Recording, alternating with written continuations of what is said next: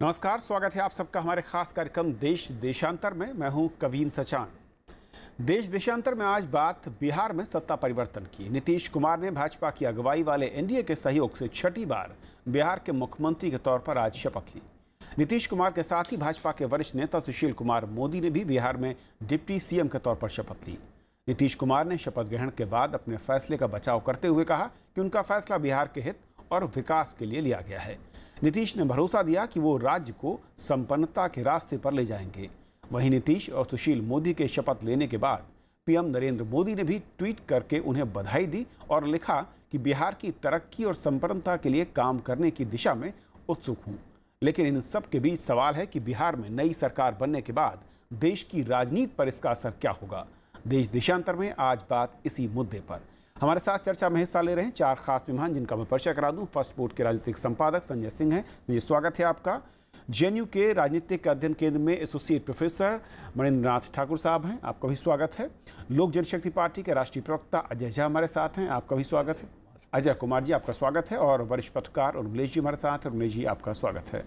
उर्मिलेश जी, शुरुआत में आपसे करना चाहूँगा क्योंकि बिहार की राजनीति को आप लंबे अरसे से देखते रहे हैं और जिस तरीके से यहाँ पर ये महागठबंधन बना, उसके बाद एक विपक्षी एकता को एक नया, मैं कहूं, आयाम देने की कोशिश राष्ट्रीय राजनीति पर दिख रही थी और मैं कहूं कि कवायद भी दिखी राष्ट्रपति चुनाव और उपराष्ट्रपति चुनाव के मद्देनजर। लेकिन इस परिवर्तन के बाद राजनीतिक दिशा या राजनीतिक दशा पर इसका क्या असर आप देखते हैं? देखिए, जहाँ तक राजनीतिक दशा और दिशा पर असर का सवाल है, निश्चित रूप से पड़ेगा, क्योंकि बिहार एक अहम राज्य है देश का। राजनीतिक रूप से उसकी प्रासंगिकता बहुत ज़्यादा रही है, आज से नहीं बहुत पहले से। और गठबंधन जो बना था, महागठबंधन, वो एक तरह से एक नई पहल थी, क्योंकि नीतीश कुमार 17 साल बाद फिर से कथित या सेकुलर, जो भी कहिए आप, सेकुलर खेमे के साथ आए थे। 17 वर्ष वो बीजेपी के साथ रहे, जबकि उनका लालन पालन, राजनीतिक लालन पालन, सब कुछ लोकदलीय धारा जो थी उसमें हुई। और वो लालू प्रसाद के बहुत ही नज़दीकी थे। बल्कि कहा जाता था कि जब जनता पार्टी थी, जब लोकदल था, या कोई भी पार्टी जो इस तरह की बनी, नाम बदल कर जो ये पार्टियां बनती थीं, तो वो हमेशा लालू प्रसाद के बड़े भरोसेमंद आदमी थे। लेकिन जैसे जैसे उनका अलगाव हुआ, उन्होंने समता पार्टी बनाई। तो देखिए, नीतीश कुमार ने जो फैसला किया है, मैं समझता हूं कि उसके असर से पहले उसके एक डायमेंशन पर मैं बात करना चाहूँगा कि एक अद्भुत विलक्षण पहलू है नीतीश कुमार जी के व्यक्तित्व में कि प्रशासनिक तौर पे वो लालू प्रसाद या किसी और राजनेता से बिहार के ज़्यादा दक्ष हैं, ज़्यादा उनमें काम करने की क्षमता है। भले ही उस क्षमता का प्रदर्शन पूरी तरह वो न कर पाए हों इतने लंबे वर्षों के बावजूद भी बिहार में, क्योंकि जो बेसिक इश्यूज बिहार के हैं, जो लैंड रिफॉर्म्स है, एजुकेशन है, हेल्थ है, इस क्षेत्र में बिल्कुल काम नहीं हुआ है। इंफ्रास्ट्रक्चर वगैरह में थोड़ा बहुत रोड पर हुआ है। लेकिन नीतीश कुमार राजनीतिक रूप से कंसिस्टेंट बिल्कुल नहीं है। जब वो लालू प्रसाद से अलग हुए तो उन्होंने समता पार्टी के तहत भारत की सबसे रेडिकल कम्युनिस्ट पार्टी से गठबंधन किया और कुछ ही महीने के बाद उसका साथ छोड़ा, क्योंकि 7 सीटें केवल उनको आई थी और सबसे राइटिस्ट पार्टी जो भारत की है उससे गठबंधन कर लिया, यानी most radical to most rightist. तो ये बड़ा दिलचस्प है। और जैसे ही उन्होंने फिर से सेकुलर होने का ऐलान किया, भी उन्होंने एक वाक्य कहा था, मिट्टी में मिल जाऊंगा लेकिन भाजपा के पास नहीं जाऊंगा। तो अब मेरे को ये नहीं समझ में आ रहा है कि वो मिट्टी में मिलने से डर रहे थे या कोई और डर था। लेकिन जो आरोप लगाए उन्होंने कि भाई तेजस्वी जब तक रहेंगे सरकार नहीं चल सकती और हम नहीं काम करेंगे, तो एफआईआर जो है, एफआईआर के कारण उन्होंने ऐसा कहा। लेकिन तेजस्वी के जो पिता हैं वो सजा याफ्ता हैं, भ्रष्टाचार में ही कन्विक्टेड। और लालू प्रसाद से नीतीश कुमार को तब गठबंधन बनाने में कोई असुविधा नहीं हुई जब उनको बीजेपी से फाइट आउट करना था। मैं 2015 के चुनाव की बात कर रहा हूं। तो ये मुझे लगता है कि राजनीतिक ढोंग काफी दिखाई पड़ता है उनके पूरे स्टैंड में। मुझे लगता है कि तेजस्वी के पिता यानी लालू प्रसाद की सबसे बड़ी ब्लंडर इस पूरी प्रक्रिया में ये रही कि तेजस्वी का उन्होंने इस्तीफा नहीं कराया। मेरा विचार है कि तेजस्वी इस्तीफा कर भी देते और राष्ट्रीय जनता दल पूरे कैबिनेट से बाहर हो भी जाता और कहता कि हम आपको बाहर से समर्थन कर रहे हैं, तो भी नीतीश कुमार बीजेपी के साथ जाते। संजय, ये मेरा अपना आकलन है। संजय, क्या वाकई नीतीश कुमार, जैसे कि उमेश जी कह रहे हैं कि लंबे अरसे से राजनीतिक कुशलता ज़रूर नहीं दिखती है और बदलाव जो है एक्सट्रीम लेफ्ट, एक्सट्रीम राइट या फिर इस तरह के कदमों के लिए जाने जाते हैं। आज के दौर में जो उन्होंने कदम लिया, अवसरवादिता दिखती है या फिर विकल्पों के उनके सामने जो एक सामने विकल्प तो उनमें बेहतर विकल्प को चुना है राजनीतिक तौर पर? देखिए, उर्मिलेश जी जो कह रहे हैं, नीतीश जी के जो परिवर्तन आया है, एक्सट्रीम लेफ्ट से गए और समता पार्टी अभी तक का वो काल उन्होंने उसका वो सही बताया कि ऐसे ऐसे ऐसे करते चले गए। लेकिन उसमें एक समस्या है, उसमें जब नीतीश कुमार 2013 में गए थे वो लालू यादव के साथ, तो उनकी बड़ी प्रशंसा हुई थी। अगर आइडियोलॉजिकल थॉट के हिसाब से देखें, असल में पूरा डिबेट उस पर आकर के सीमित हो जाता है कि आप थॉट स्पेक्ट्रम के किस साइड पे हैं। आप क्या लेफ्ट साइड पे हैं या कांग्रेस साइड पे, मतलब सेंट्रलिस्ट साइड पे हैं, या थोड़े से राइट साइड पे हैं। वहाँ पे आने के बाद उसी हिसाब से आप नीतीश कुमार का इवैल्यूएशन समय दर समय वो होता रहा है। दूसरी चीज़ है कि जो FIR है, मतलब तेजस्वी यादव के खिलाफ और तेज प्रताप के खिलाफ, अगर आप देखेंगे तो लालू यादव उनके कैबिनेट कोलीग नहीं है। नीतीश कुमार ने 4 अपने कैबिनेट कोलीग का इस्तीफा लिया था, यहाँ पे उनके कैबिनेट कोलीग हैं। और जो FIR है उसके बारे में आज तक ये नहीं कहा गया कि ये FIR में जो प्रॉपर्टी बताई गई है वो प्रॉपर्टी उनके पास है या नहीं है, वो आई भी है नहीं आई है, और आई है तो कहाँ से आई है। यही सवाल नीतीश कुमार पूछ रहे थे। अब यहाँ इशू ये है कि क्या करप्शन को बिल्कुल दरकिनार कर दिया जाए, क्योंकि वो एक आइडियोलॉजिकल लड़ाई लड़ रहे थे नरेंद्र मोदी के खिलाफ, या एक महागठबंधन जो एक्सपेरिमेंट बिहार मॉडल कह करके चला, नीतीश कुमार के वहां जाने से वो गठबंधन बिल्कुल तार तार हो गया। वो जो सपना था 2019 के लिए, कांग्रेस, राहुल गांधी, सोनिया गांधी, लालू यादव, ममता बनर्जी और तमाम, मतलब सीताराम येचुरी, तमाम लोगों का एक सपना जो था वो सपना चूर चूर हो गया, क्योंकि बिहार के मॉडल पे यूपी में बात हो रही थी कि मायावती और अखिलेश यादव साथ आ जाएंगे जी। ये जो चीज़ है, ये पूरी की पूरी प्रक्रिया उस तरफ जाती है। नीतीश कुमार को गेन करने के लिए बहुत कुछ है, इस समय लालू यादव को लूज करने के सिवाय और कुछ नहीं है। मणिंद्र साहब, तो जो 2 बातें निकल कर दिखती हैं, एक तरफ है विचारधारा, विपक्षी एकता, सामाजिक न्याय को लेकर नीतीश कुमार की लड़ाई और उसमें उनको एक बड़े मोर्चे के साथ खड़ा करने की कोशिश। दूसरी तरफ करप्शन, जिसका जिक्र उन्होंने अपने इस्तीफे के दौरान दिया है। क्या वाकई ये दोनों राजनीति की सत्यता के करीब दिखती हैं या फिर ये महज एक बाहर का आवरण है, इसके पीछे जो है वो दूसरी कहानियाँ ज़्यादा अहम हैं?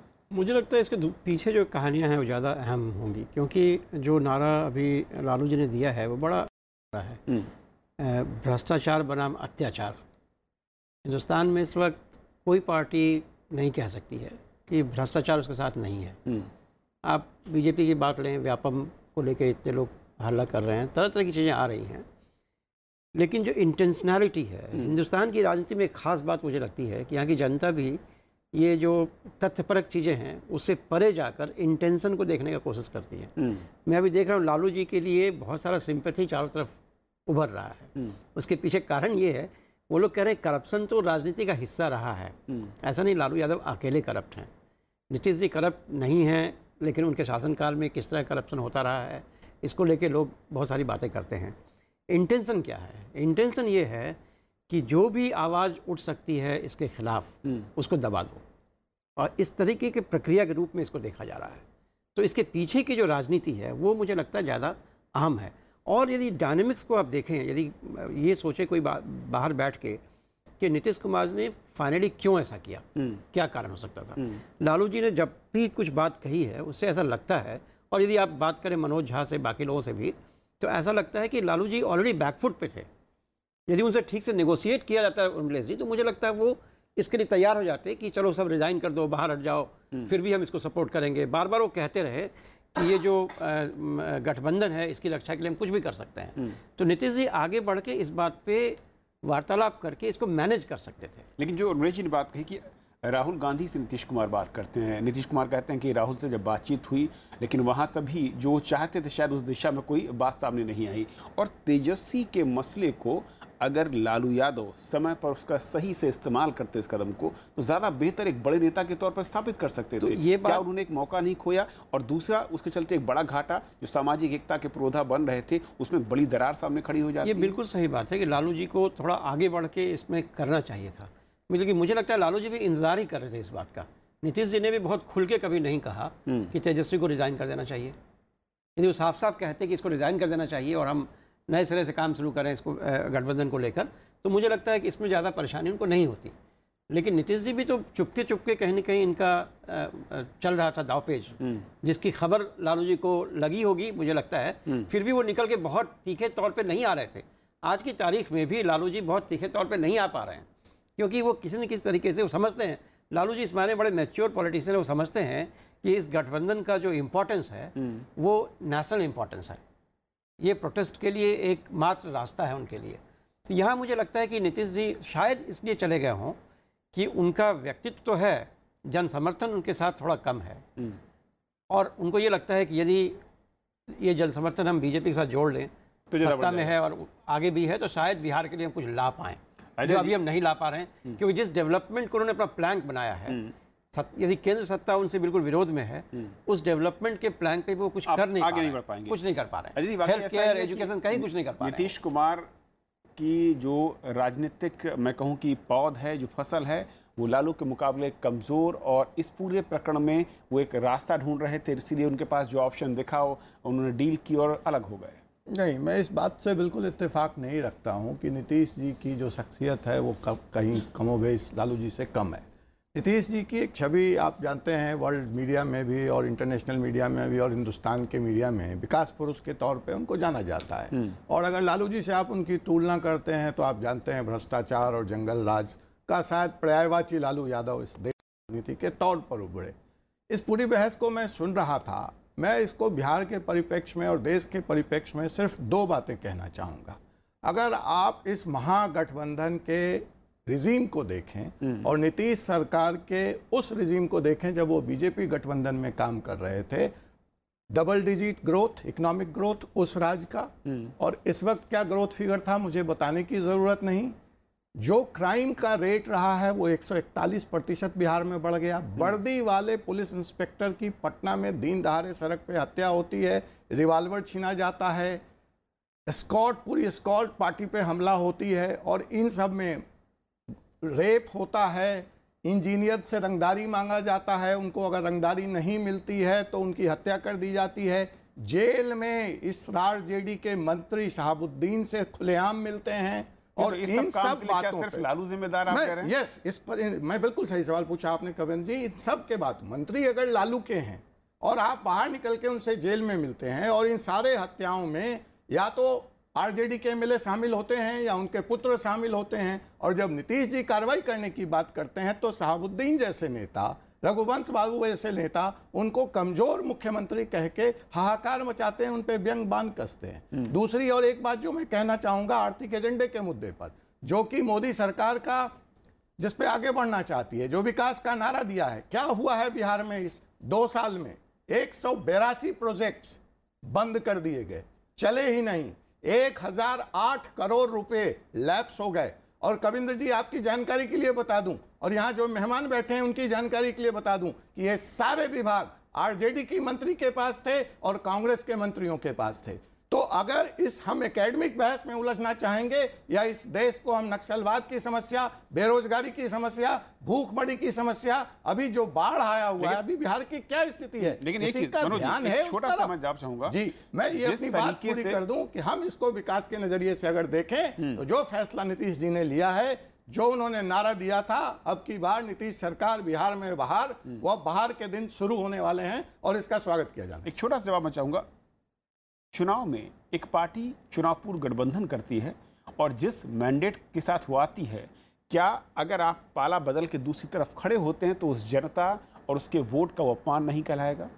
देखिए, आपका सवाल एकेडमिक है, ये सवाल राजनीतिक नहीं है। ये कोई पहली बार तो हो नहीं रहा है, और कोई ऐसा तो नहीं है कि भाजपा ने किया है, कांग्रेस ने नहीं किया है। ये वही कांग्रेस है जिसके युवराज बाह मरोड़ के और वो ऑर्डिनेंस को रोकते हैं और लालू जी से समर्थन के मूड में नहीं है, और जब वक्त आता है तो वहां पे उसके साथ मिलकर के चुनाव लड़ते हैं। ये वही कांग्रेस है जिसको लालू जी, जिस वक्त मेरी भी पार्टी गठबंधन में थी, एलजेपी और आरजेडी और कांग्रेस, तो 3 सीट देने को तैयार नहीं थे लालू जी, और इसीलिए वो गठबंधन टूटा था और नीतीश जी को वापस बीजेपी के पाले में आके बैठना पड़ा था। तो ये जो आप सवाल कर रहे हैं, इस पे लालू जी की पार्टी ने कहा है कि वो कोर्ट जाना चाहते हैं, स्वतंत्र हैं, लोकतंत्र है, हर किसी को अधिकार है, वो उसको कोर्ट में चैलेंज करें। ये जब भी सत्ता परिवर्तन होता है इस तरह की बातें आती हैं, कोर्ट जाने की बात हुई। लेकिन मैं अगले सवाल पर आना चाहूँगा। संजय, शुरुआत में आपसे करूँगा कि असल में जिस तरीके का ये कॉम्बिनेशन बना था बिहार में और उसके सहारे देश में एक बड़े गठबंधन की तस्वीर उकेरने की कोशिश हो रही थी, अगर इस नई सत्ता को हम देखें तो क्या आप देखते हैं देश की राजनीति में और विपक्षी एकता का जो मैं कहूं एक बड़ा मैं कहूं कि गठबंधन बनाने की कवायद थी, उस लिहाज से ये क्या है? देखिए कविंद्र, एक माननी पड़ेगी कि विपक्ष में इस समय जितने भी नेता थे उसमें अगर कोई एकमात्र क्रेडिबल फेस था तो वो फेस नीतीश कुमार का था। नीतीश कुमार का उस गठबंधन से जाने का, जिसे कांग्रेस ने बहुत कॉन्शियसली जिस समय वो बीजेपी के साथ थे कल्टीवेट किया था, उनके जाने का ये न सिर्फ महागठबंधन की सरकार बिहार में गिरी है, ये जो वो सपना था एक महागठबंधन जो राष्ट्र में आकर के नरेंद्र मोदी को 19 में चैलेंज करेगा, वो भी टूटा है। दूसरी चीज ये है कि नीतीश कुमार जाते हुए उस गठबंधन से अलग होते हुए उन्होंने जो बातें कही कि कफन को में कोई पॉकेट नहीं होता, ये सीधा सीधा वो उनके लिए है था, लालू यादव के लिए, और लालच की कोई सीमा नहीं होती। और साथ में उन्होंने जो राहुल गांधी के साथ उनकी जो मुलाकात हुई जिस बारे में कहा करप्शन अब इस देश में एक इशू है, करप्शन राजनीति में है, ऐसा लोग अब मान करके नहीं चलते। मैं एक चीज़ से मतलब मनिंदर जी से का बड़ा सम्मान करता हूँ, इसमें मैं उनसे इस बात से अलग अपनी राय रखता हूँ कि करप्शन एक इशू है। करप्शन और क्रिमिनलिटी को सेकुलरिज्म बचाने का ठीकरा अगर मतलब किसी को है, उसके नाम पे जनता स्वीकार नहीं करती कि सेकुलरिज्म के नाम पे आप लालू यादव के जितने करप्शन के हैं या किसी और के जितने करप्शन के चार्जेस हैं या क्रिमिनलिटी के चार्जेस हैं उसको आप ढो करके आप चलें और कहें कि ये मैंडेट हमें लेना है, तो देश की जनता उसको रिजेक्ट कर रही है। अगर कोई भी कॉन्शियस पॉलिटिशियन होगा, जैसे राहुल जी ने आज कहा कि 4 महीने से उन्हें पता था, क्या किया उन्होंने ये नहीं बताया। उन्होंने कहा कोई मूल्य नहीं है, कोई सिद्धांत नहीं है, यहाँ की कोई राजनीति नहीं, सिर्फ सत्ता की राजनीति है। राहुल जी अगर पलट के देखेंगे तो इन 4 महीनों में वो मतलब कई देश में लंबे समय तक नहीं रहे। ये चीज जो है काफी बड़ा, ये आघात नहीं पक्षाघात है ऑपोजिशन का। वो जो एक सपना था ग्रैंड कोलिशन पूरे देश भर में बनाने का, वो वहां पे जाकर के काफी बड़ा वो आघात पहुंचा करके चले गए हैं। नहीं सिर्फ वहां गए हैं बल्कि उन्होंने एक नया पॉलिटिकल डिस्कोर्स भी सेट इन कर दिया है।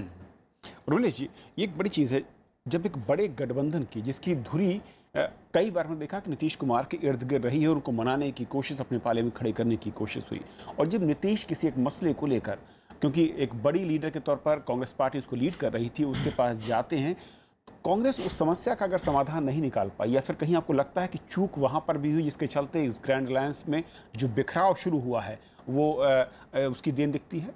नहीं, देखिए कांग्रेस के पास उस तरह का राजनीतिक कौशल संपन्न नेतृत्व तो नहीं है आज, इससे कोई इनकार नहीं करेगा। जो एक बड़े गठबंधन को लीड कर सके, उसके अंदर के कॉन्ट्रडिक्शंस को सॉल्व कर सके, खासकर एंटागोनिज्म इस कदर न बढ़े कि स्प्लिट हो, वो बिल्कुल मैं सहमत हूँ आपकी बात से हूँ। लेकिन एक दूसरा पक्ष इस गठबंधन में जो कथित बिखराव या विघटन दिख रहा है उसका है कि नीतीश कुमार जी, राहुल गांधी को 4 महीने से पता था, लेकिन जो बिहार की पॉलिटिक्स के जो बहुत ही क्लोज ऑब्जर्वर्स हैं उनको ये 8-10 महीने से पहले पता था। देखिए सर्जिकल स्ट्राइक हुई, इंटायर अपोजिशन का जो एक ऑब्जर्वेशन था, भले ही लोगों ने देशभक्ति के भाव से देखा, लेकिन सर्जिकल स्ट्राइक को फार्सिकल स्ट्राइक कहने वाले भी लोग थे, सर्जिकल स्ट्राइक को युद्धोन्माद से जोड़कर देखने वाले भी लोग थे। इसी बीच में एक और घटना घटी थी, गुरु गोविंद सिंह की 300वीं जो मनाई गई जयंती, उस पर प्रकाश पर्व का 300 वर्षवां कुछ इस तरह का था, एक बड़ा समारोह, वैश्विक समारोह था। और सिखों का ही वो केवल वैश्विक समारोह नहीं था, बल्कि हमारी विरासत का, भारतीय समाज में जो तमाम संत और बड़े योद्धा रहे हैं उनकी विरासत से जुड़ा था। उसमें जो समारोह हुआ उसमें नीतीश कुमार जी, नरेंद्र मोदी जी और तमाम बड़े बड़े नेता आए थे। उस वक्त नीतीश जी ने अपने डिप्टी को, सुशील मोदी जिस पद पर आज हैं, जमीन पर बैठाया था और बगल में उनके पिता लालू यादव भी बैठे थे, और मंच पर लालू यादव को या तेजस्वी को कोई जगह नहीं मिली। इससे राष्ट्रीय जनता दल में और खासकर जो जनाधार है इससे भी काफी मर्मरिंग शुरू हुई थी काफी। तीसरी बात, नोटबंदी आई। नोटबंदी पर नीतीश ने सबसे पहले कहा विपक्ष में कि ये बहुत अच्छा कदम है। और यहाँ तक कि कोट किया कि डॉक्टर लोहिया भी चाहते थे मुरारजी भाई की सरकार बनी तो हम लोगों ने भी किया था वगैरह वगैरह। लेकिन नोटबंदी को लेकर जब देश के तमाम अर्थशास्त्री जो प्रो कांग्रेस नहीं थे, जो प्रो लेफ्ट भी नहीं थे, वो भी जब खिलाफ बोलने लगे, जब जनता त्राहिमाम करने लगी, तब भी उनका स्टैंड नहीं बदला। और लालू यादव नोटबंदी पर बिल्कुल उलट स्टैंड ले रहे थे। तो तमाम आइडियोलॉजिकल इश्यूज पर, इकोनॉमिक इश्यूज पर, सोशल और कंटेम्प्रेरी पॉलिटिकल इश्यूज पर ये दोनों नेता, दोनों पार्टियां अलग अलग व्यू ले रही थी। इसमें बिल्कुल साफ है। दूसरी बात जो एक कंफ्यूजन 2 दिन से मैं देख रहा हूं टेलीविजन चैनलों पर और हर जगह कि लालू यादव ने जैसे हाईजेक कर लिया था इस गवर्नमेंट को। मैं लालू यादव के तमाम नकारात्मक पक्षों से बहुत सारे मित्रों से ज़्यादा वाकिफ हूँ और उस पर लिख भी चुका हूँ अलग से। लेकिन मैं आपको ये बता दूं कि पिछले 8-10 महीने में इस सरकार में लालू यादव और उनकी पार्टी का सेल बिल्कुल न्यूनतम था। वह एक डिप्टी एसपी का भी कायदे से ट्रांसफर नहीं करा सकते थे। हालांकि ये जितने बोर्ड और जितने कमीशंस थे, सबके जो चेयरमैन और सबके जो प्राधिकार के अध्यक्ष या उपाध्यक्ष हैं, सभी नीतीश कुमार जी ने बताया। तो मैं नाम लेकर एक को बता सकता हूं, एक एक प्राधिकार के नाम लेकर बता सकता हूं। जितने जिलों के डीएम्स थे, सबकी पोस्टिंग आदरणीय नीतीश कुमार जी करते थे। कोई तेजस्वी, कोई लालू यादव का कोई दखल नहीं था। तो ये एक भ्रामक प्रचार है जो आमतौर पे लालू यादव, मायावती या अखिलेश या इस तरह के लोगों के खिलाफ भारतीय मीडिया में बहुत ज्यादा स्थापित कर दिया जाता है।